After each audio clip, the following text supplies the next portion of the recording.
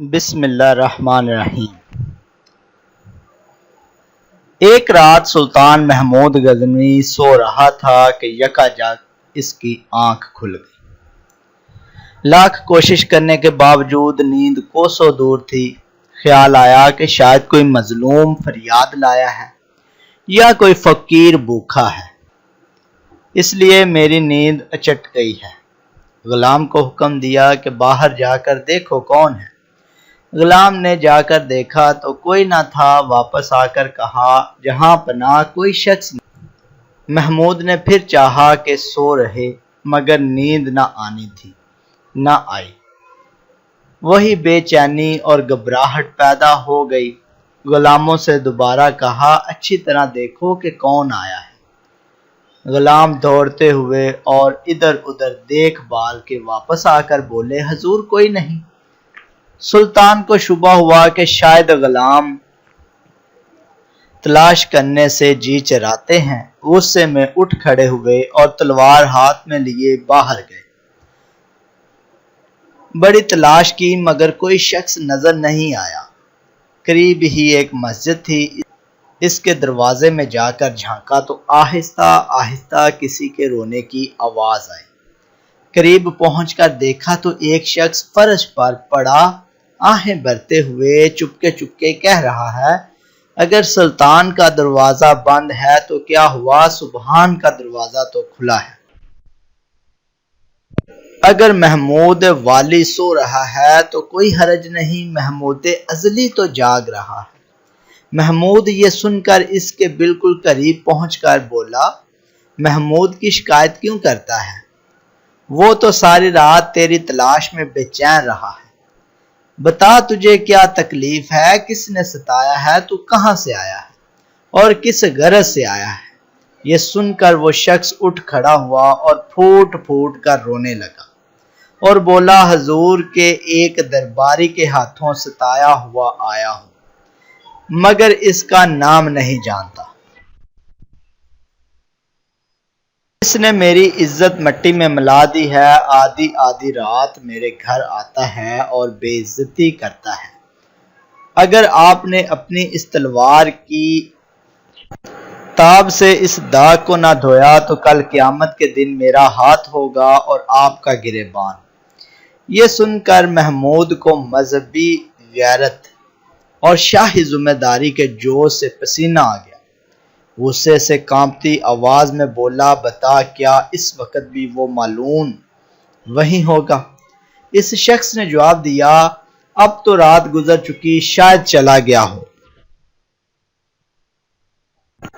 لیکن مجھے ڈر ہے کہ کل پرسوں پھر آئے گا۔ سلطان نے کہا اچھا اس وقت جاؤ، کل پرسوں جس وقت وہ آئے مجھے فوراً اطلاع کرو۔ اس شخص نے سلطان کو دعا دی اور رخصت ہو کر چلا ہی تھا کہ محمود نے ٹھہرنے کا حکم دیا اور پہرے داروں سے کہا دیکھو یہ صاحب جس وقت بھی آئیں، میں سوتا ہوں یا جاگتا، فوراً انہیں مجھ تک پہنچاؤ۔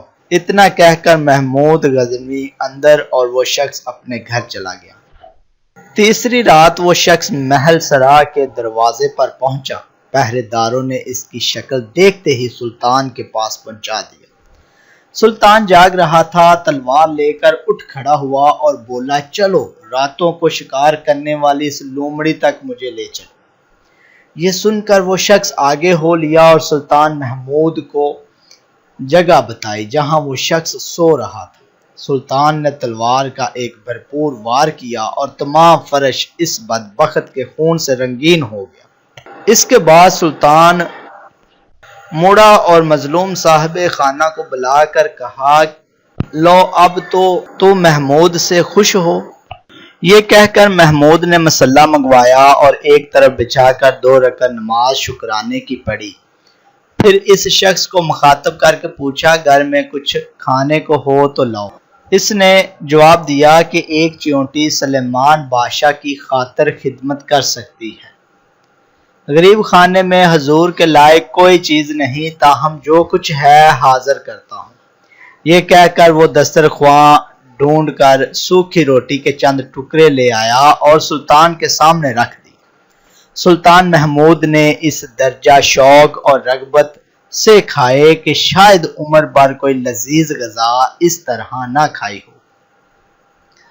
کھانے سے فارغ ہو کر سلطان نے شخص سے کہا، میں نے تمہیں کھانے کے لیے تکلیف دی، لیکن سنو، بات یہ ہے کہ جس وقت تم نے اپنا دکھڑا سنایا تھا، اسی وقت میں نے قسم کھائی تھی کہ جب تک اس خبیث کا سر شانے سے جدا کر کے تمہارے گھر کو پاک نہ کر لو، اس وقت تک کھانا نہ کھاؤں گا۔